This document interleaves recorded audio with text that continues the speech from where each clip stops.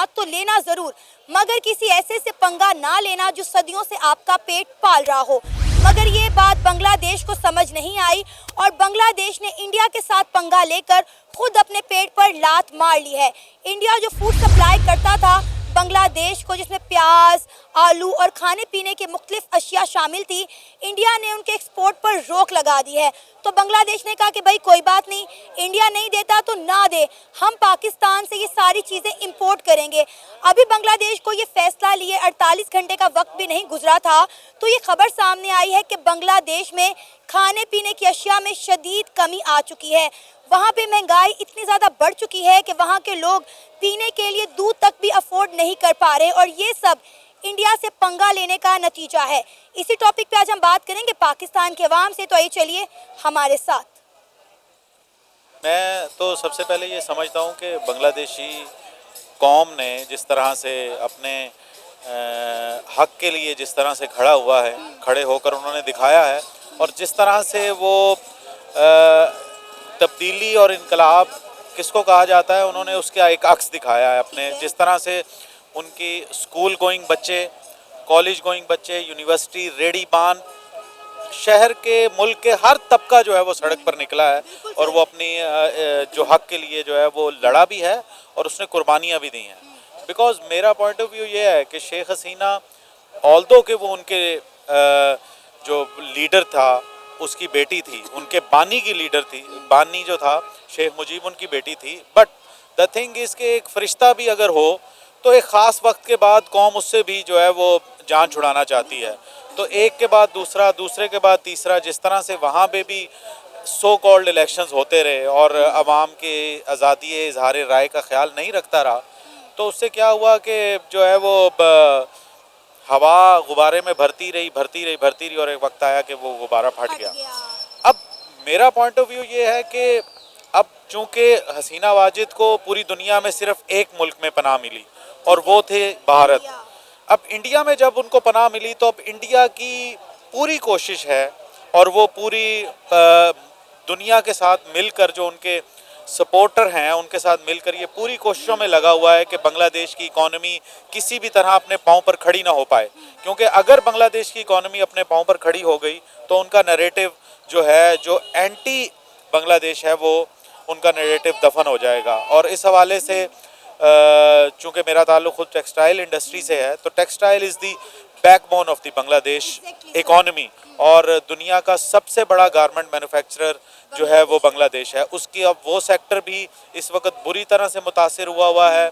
उनके बैंक्स, उनके financial institution, central banks उनको बिल्कुल सपोर्ट नहीं कर रहे। सर क्या वजह है? 4 महीने हो गए हैं, वो चाहते थे शेख हसीना वाजिद अपनी हुकूमत छोड़े और यहाँ से चली जाएं, वो चली गई। 4 महीने हो गए, अभी तक बांग्लादेश जो है वह एहतजाजों की आग में क्यों जल रहा है? क्यों उनकी टेक्सटाइल इंडस्ट्री जो है वो खसारे का शिकार हो रही है? देखें, एक तो इसमें 2-3 चीज़ें थी। एक तो जब ये हालात इस तरह के पैदा हुए तो ओवरऑल दुनिया ही पूरी एक इन्फ्लेशन की आग में, ओवरऑल एक वर्ल्ड इकॉनमी भी दबाव का शिकार थी। ऊपर से हुआ ये कि उनको इंटरनल पॉलिटिक्स और उनका इंटरनल सिस्टम भी इस तरह से धचका लगा कि जो, और फिर पिछले साल ऐसा हुआ है कि बांग्लादेश भी IMF के नरगे में आ चुका हुआ है और ये this was the very first time कि बांग्लादेश भी IMF के नरगे में आया हुआ है। और IMF की अब पॉलिसी है, एक तरफ पॉलिसीज़ हैं, दूसरी तरफ ये जुलाई, अगस्त और सितंबर का वो ये जो 3 महीने थे उनकी इकॉनमी बिल्कुल जो है वो बैठ गई और उसमें एक्सपोर्ट बिल्कुल नहीं हुई और इंपोर्ट जो थी वो एसेंशियल आइटम्स, तो लामोहल्ला आपको फूड आइटम्स इंपोर्ट करनी पड़ेंगी। तो इस वक्त उनकी इकॉनमी जो है वो एक सर्वाइवल की जंग लड़ रही है। वो एसेंशियल फूड आइटम्स, आटा, चावल, घी और जो फूड आइटम्स हैं, शुगर, उसको सिर्फ इंपोर्ट की इजाज़त उनके सेंट्रल बैंक्स दे रहे हैं। अदरवाइज़ जो कि उनकी टेक्सटाइल इंडस्ट्री है उसके लिए जो रॉ मटेरियल का क्राइसिस इस वक्त उन्हें हुआ है, बैंक्स उनको अलाउ नहीं कर रहे कि रॉ मटेरियल इंपोर्ट। पीने की चीज़ों की अगर हम बात करें तो 40% फूड सप्लाई इंडिया से उन्हें आता था। इंडिया ने जो पहला एक्शन लिया है वो यही एक्शन लिया है कि उन्होंने जो प्याज, आलू और खाने पीने की अशिया बांग्लादेश को एक्सपोर्ट करते थे उनके उस पर बैन लगा दिया ताकि वो भूख और अफलास से मर जाएं। तो क्या लगता है इस हालात में जब उनकी मौशियत तबाह बर्बाद हो रही है, महंगाई हद से ज़्यादा बढ़ चुकी है, क्या बांग्लादेश इंडिया के बगैर सर्वाइव कर पाएगा? देखें, इस वक्त जब हालात इस तरह पे आ जाते हैं, एक इंग्लिश में एक जुमला कहा जाता है कि अपॉर्चुनिटी आउट ऑफ क्राइसिस।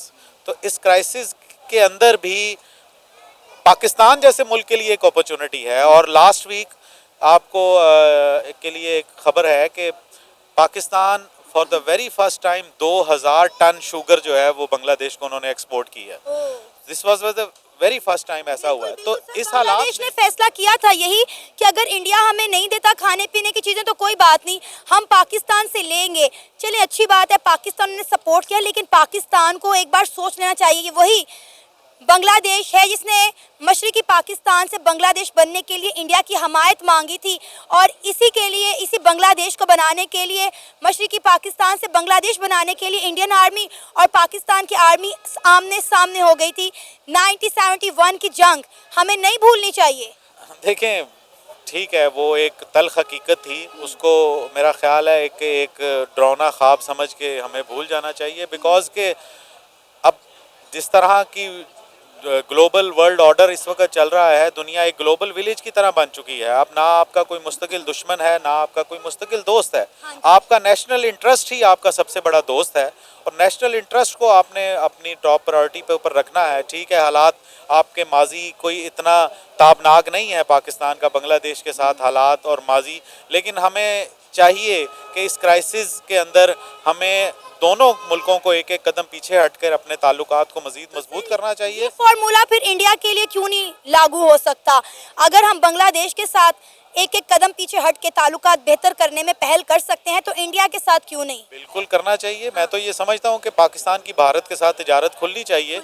और देखें, कश्मीर जो है वो अब आप अनडिक्लेयर्ड एक सेटल्ड इशू है। अगर पाकिस्तान का भारत के साथ, चूँकि वो उधर तुम इधर हम, this is the only solution which has already been done. Azad Kashmir एक आपके पास है, मकबूजा उनके पास है, वो उनके पास ही रहना है, आपका अपने पास ही रहना है।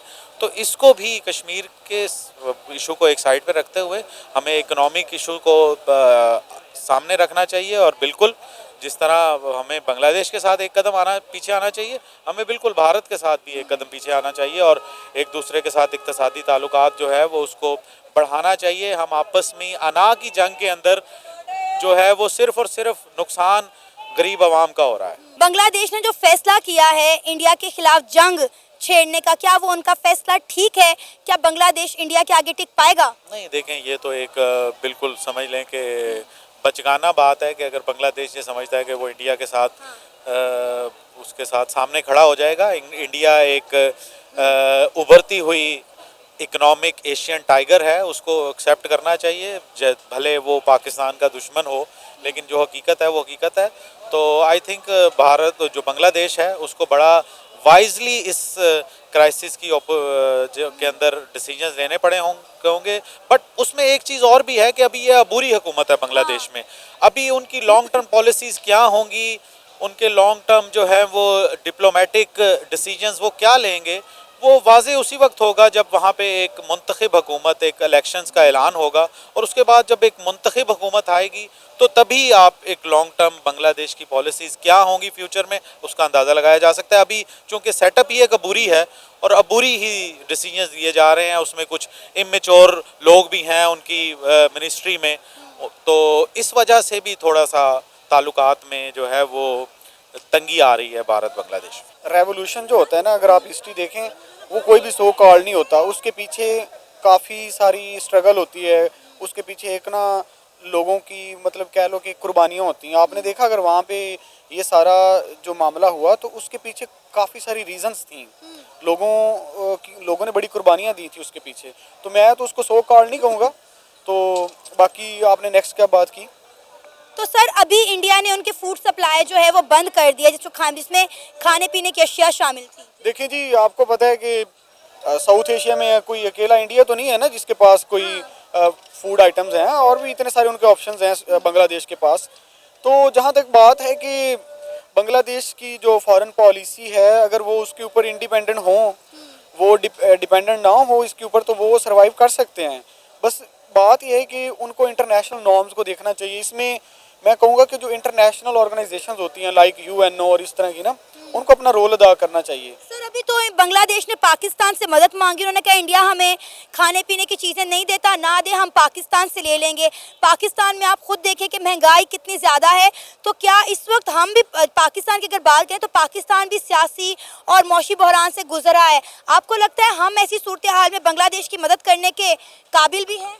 देखें जी, पहली बात तो ये है कि पाकिस्तान और बांग्लादेश का भी कोई कंपैरिजन नहीं है। अच्छा। अल्हम्दुलिल्लाह we are the 7th atomic nuclear power in the world in Islamic country, बल्कि इस्लामिक में तो हम पहले नंबर में ही हैं। ओवरऑल भी मतलब एक हमारा 7वां नंबर है। ठीक है। तो देखें, वो हमारे भाई हैं, उनकी हेल्प करनी चाहिए। पहले भी उनके साथ 71 में भी उनके साथ ज्यादती हुई थी। अगर आप हिस्ट्री देखें ना तो कोई बात नहीं है, मतलब क्या ज्यादती हुई थी उनके साथ? देखें ये एक बड़ी लंबी डिबेट है। जाहिर है उनको राइट्स नहीं दिए गए थे, इसी तरह जैसे आजकल हो रहे हैं। मतलब उनका जो उनकी मेजोरिटी थी मुजीबुर रहमान की, उन लोगों की है, और उनको गवर्नमेंट हुकूमत बनाने का जो उनकी पावर में नहीं आने दिया था, तो आजकल भी वही चल रहा है। तो उन्होंने मशरकी पाकिस्तान से बांग्लादेश में बना लिया ना, अलग हो गए हमसे, और क्या चाहिए था? आज इस इंडिया के सर पे उन्होंने पाकिस्तान से अलहदगी ली थी, आज उस इंडिया के मुखालिफ खड़े हैं, इंडिया के बॉर्डर पर उन्होंने ड्रोन तैनात कर दिए हैं। अच्छा देखिए, मैं ये कहना चाहूँगा कि जो ईस्ट पाकिस्तान जो सेपरेशन हुई है, अगर आप इसकी डेप्थ में जाए ना, तो उसमें उनके साथ ज्यादतियाँ हुई हैं, तो वो हमसे सेपरेट हुए थे। ठीक है, उनमें वो मजलूम थे। ठीक है, उसमें भी हमारे, आपको पता है कि जो हमारे फैसला साज हैं, मतलब उन्होंने उनके साथ ज्यादती की थी। मतलब जिनका हक था, अगर उनको करने देते तो बड़ा अच्छा चल रहा था। हम दुनिया में बड़ा एक नाम था, ईस्ट और वेस्ट पाकिस्तान मिला के एक बहुत बड़ी इकॉनमी थी हमारी। खैर, ये तो सारी चीज़ें जो हैं इनकी अगर हम डेप्थ में जाएं तो बहुत सारे चीज़ें सामने आती हैं, जो कि फिर बात उधर ही आ जाती है कि वो राइट पे थे, उनका कोई कसूर अभी तो बलूचिस्तान भी पाकिस्तान से अलहदगी मांग रहा है, सिंध में अलग प्रोटेस्ट हो रहे हैं, गिलगित बल्तिस्तान में अलग है, कश्मीर में अलग है। इस वक्त पाकिस्तान तो खुद मुख्तलिफ धड़ों में बटा हुआ है। पाकिस्तान के हर सूबे में एहतजाज हो रहे हैं और कई सूबे तो जो हैं वो पाकिस्तान से अब अलहदगी चाहते हैं। देखें, पहली बात तो ये है कि आप किसी भी नेशन की बात कर लेना, हर नेशन में अपने मुल्क के लिए ना जो वो है वो प्यार होता है, हुब्बुल वतनी होती है। आप में भी है, मुझ में भी है।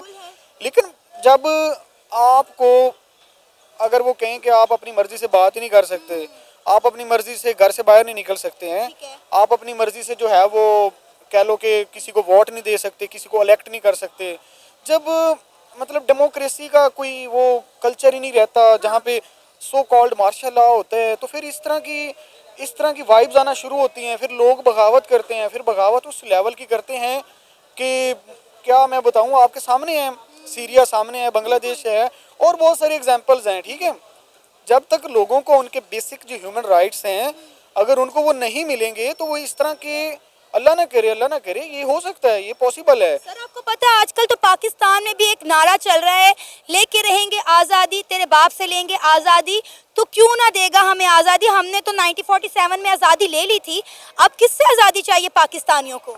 देखें जी, वो नो डाउट कायदे आज़म की स्ट्रगल और सारी वो हिस्ट्री देखें, हम इंडिपेंडेंट हो गए थे, लेकिन उसमें उस दौर को और इस दौर को आप कंपैरिजन करें ना, हाँ जी। तो मैं समझता हूँ कि बिफोर जो पार्टीशन का दौर था उसमें भी लोगों के साथ उनके जो बेसिक ह्यूमन राइट्स हैं उस दौर में भी वायलेशन नहीं होती थी जो ब्रिटिश गवर्नमेंट थी। आज के दौर में आप देखें ह्यूमन राइट्स कितनी वायलेशन हो रही है। आप एक फीमेल हैं, आपके घर में अगर वो कोई आ जाते हैं ऐसे ही, कोई सिपाही सपुई या सोल्जर, ये पंजाब पुलिस हैं, तो बगैर किसी, आपको पता है कि हमारा ये कानून है कि मतलब रात को वैसे ही वो नहीं अलाउ होता फीमेल। आपने इतनी सारी वीडियोस देखी हैं, यहाँ पे लोगों की घरों की चादर और चार दीवारी का जब तहफ़्फ़ुज़ नहीं रहता ना, तो फिर लोग ना अपनी जान की भी परवाह नहीं करते। तो हमारे इस वक्त जो करंट सिनेरियो चल रहा है ना, वो ये है कि लोगों के ना बुनियादी हकूक़ ही नहीं है उनके पास। कोई बात करता है ना हक की, सच की, उसको उठा लेते हैं। तो फिर जब इस तरह की हालात होते हैं तो फिर लोग कैसे ना कहेंगे कि तेरे बाप से भी लेंगे आज़ादी। ज़ाहिर बात है, किसी के बाप का तो मुल्क है नहीं ना, हम सब का हम सारे इसमें बराबर के शरीक हैं और हम इसके मालिक हैं। ये जो गार्ड होते हैं, सारे सिक्योरिटी फोर्सेज जो होते हैं ना, ये हमारे तहफ़्फ़ुज़ के लिए होते हैं, और तहफ़्फ़ुज़ वालों का काम होता है तहफ़्फ़ुज़ करना। ये नहीं है कि अपने मालिकों को आप गोलियां मारें, भगा दें। सर आपको लगता है कि बांग्लादेश इंडिया के बगैर सरवाइव कर सकता है? क्योंकि बांग्लादेश को हमेशा इंडिया की सपोर्ट रही है।